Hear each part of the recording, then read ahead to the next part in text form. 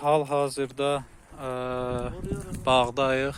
Şaftalı, əyrik müxtəlif ağaçlar var. Ağacın problemləri köklərdə olan xərsək xəstəliyidir. Demək olar ki, hər bir ağaçda var.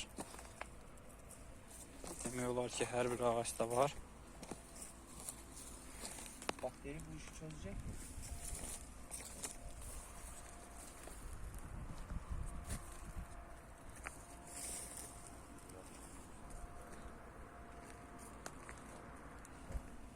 Real olaraq gözlə görsənməyən, yəni köklərdə gözlə görsənməyən yerlərdəki yarpaqlar, ağaçların vəziyyəti və gözlə görsənən yerdəki ağaçların vəziyyəti sağ-sol fərqidir, yəni. Ya torpaq kalitəsi ilə, torpaq tərkibi ilə əlaqəli bir şey deyil.